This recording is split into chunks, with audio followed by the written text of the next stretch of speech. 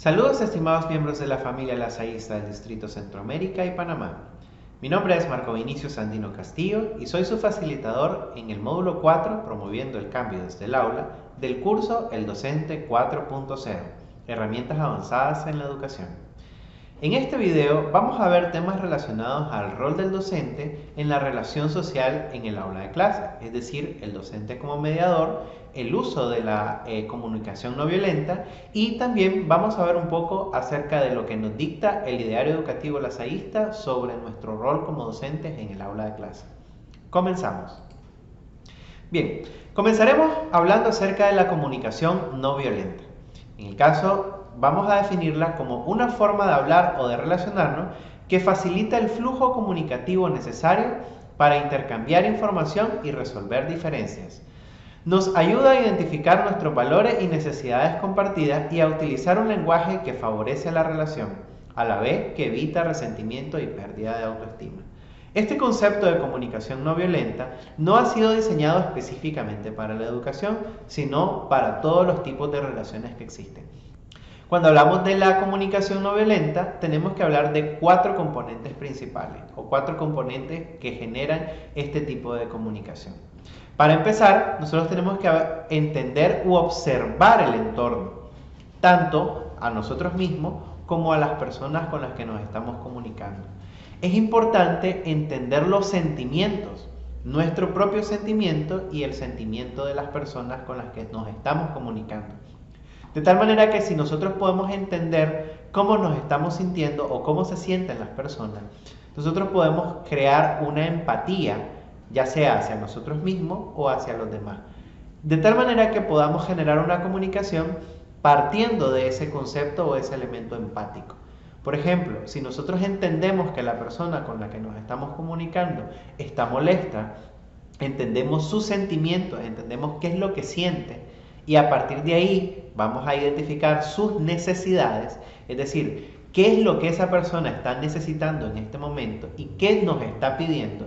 Entonces nosotros podemos, a partir de esa manera, poder tratar de transmitir aquella información o elementos que van a ser claves para disminuir ese sentimiento de enojo.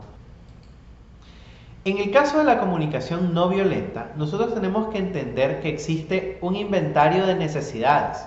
Vimos que dentro de los componentes estaban esas necesidades. Y las necesidades de las personas tienen que ver un poco con las necesidades humanas, ¿ya? Hay algunas teorías sobre necesidades, por ejemplo, la teoría de necesidades de Maslow, que habla acerca de 5 componentes de necesidades, desde la fisiológica hasta la autorrealización. En este caso, esta teoría de la comunicación no violenta se basa en un modelo que trabaja con 8 modelos o tipos de necesidades. Las de conexión, las de cercanía, las de sentido, celebración, bienestar físico, autonomía, integridad y paz. Entonces, en cada momento, cuando una persona se está expresando o está en una situación en particular, esa persona está tratando de buscar alguna de esas necesidades. En el momento en el que las necesidades sí están satisfechas, por ejemplo, si una persona tiene una necesidad de cercanía o conexión y esa necesidad está satisfecha, se genera un sentimiento positivo en la persona. Ese sentimiento es el afecto, entusiasmo, inspiración, interés, confianza, euforia, felicidad, gratitud, descanso, esperanza o paz. Dentro de cada uno de ellos podemos ver subsentimientos o sentimientos más específicos con los que podemos entender. Sin embargo, cuando la persona no tiene satisfecha esa necesidad por la que está expresándose, entonces esa persona va a desarrollar sentimientos que van a ser sentimientos negativos. Desconexión, confusión, aversión, irritación, tensión, tristeza, miedo, inquietud, cansancio, enfado, vulnerabilidad, anhelo, ¿ya? Y cualquiera de ellas puede generar una condición en la persona que pueda generar un entorno que pueda llegar a ser hasta hostil. Ok, dentro de las relaciones que se pueden establecer en el aula de clase o en el entorno educativo, nosotros podemos encontrar las relaciones profesor-profesor, las relaciones profesor-alumno o las relaciones alumno-alumno. Estas relaciones o estas interacciones que se generan en el aula de clase pueden generar diferentes tipos de conflictos. Por ejemplo, puede haber un conflicto por una disrupción en el aula de clase, cuando un estudiante está siendo algún tipo de interrupción. Puede haber un conflicto por indisciplina, por maltrato entre compañeros, que es lo que nosotros denominamos como bullying. Puede llegar a extremos más altos como el vandalismo o daños materiales, la violencia física o los conflictos multiculturales. Entonces, ahora nos toca entrar a un entorno acerca de cuál sería nuestro rol como docente ante un conflicto en el aula de clase. Y entonces nosotros trabajamos como mediadores. Como mediadores, nosotros tenemos que tener claro que existen algunas características a tomar en cuenta.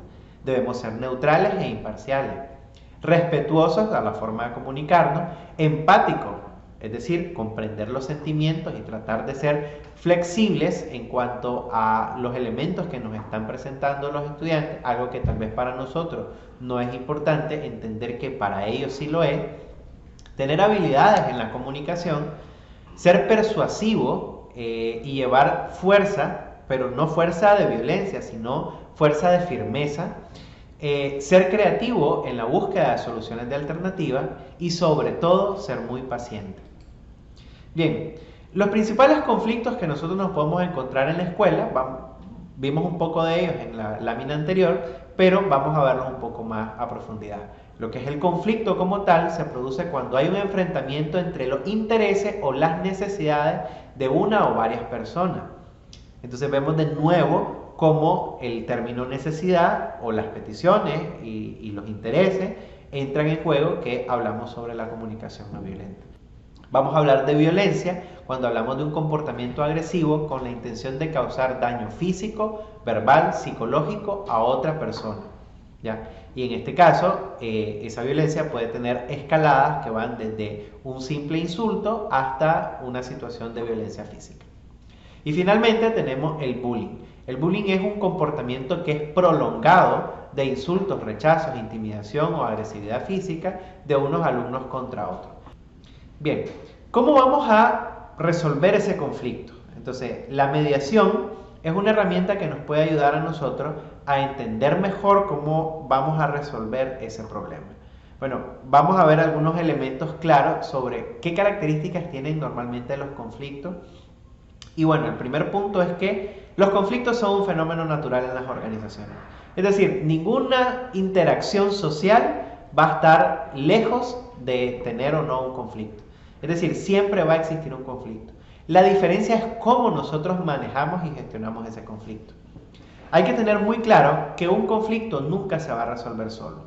No podemos decir, bueno, voy a dejar que esto pase, tal vez ya mañana no hay ningún problema. No, siempre tenemos que tener un tipo de intervención porque el conflicto nunca se resuelve solo. En el principio de resolución siempre tenemos que llegar a un punto en el que todos salgamos ganando. No podemos entrar a una mediación o una resolución de conflictos si nosotros esperamos que uno gane y el otro pierda. Los conflictos son diversos y su relación también. Entonces tenemos que trabajar con relaciones interpersonales, el rendimiento, el poder de resoluciones, etc. La cultura de mediación y resolución pacífica de conflictos nos aporta modelos que hay que adaptar en cada situación. Y finalmente, los conflictos y su resolución son procesos con fases definidas. Hay que actuar de forma adaptada a cada una de esas fases.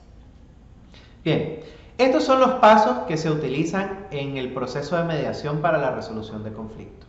En un primer momento hay que haber una entrada, es decir, se deben de presentar cuáles van a ser las reglas del juego. Luego viene la parte de cuéntame, es decir, tienen que haber las versiones de lo hecho, pero no podemos escuchar una sola versión, tenemos que escucharlas todas.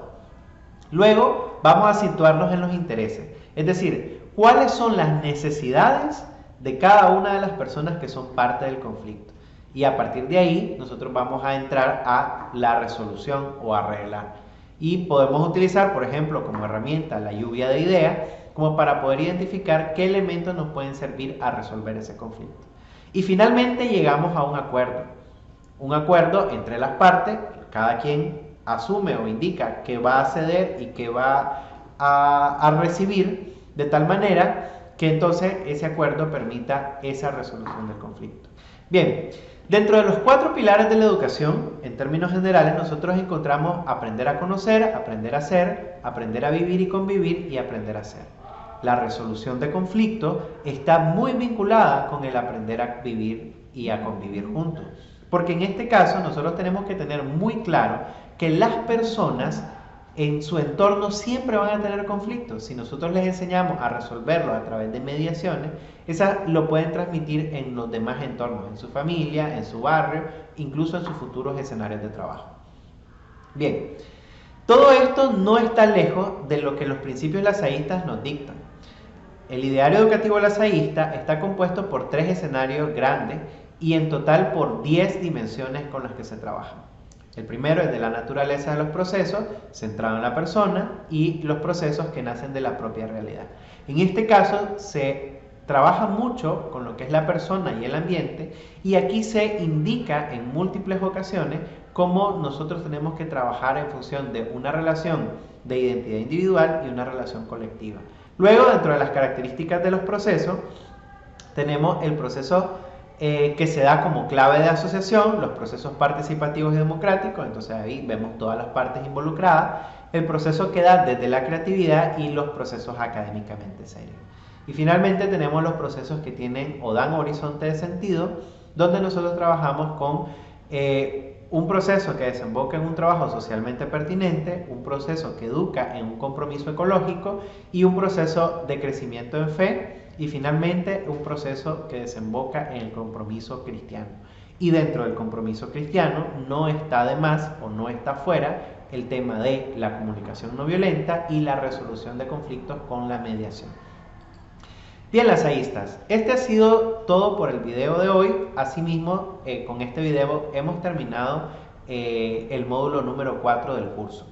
En este caso, los invito a que realicen las actividades, tanto las evaluaciones por video, como la actividad práctica que se les sugiere y la evaluación final del módulo. Y recuerden, lasallistas, la utopía es un sueño posible.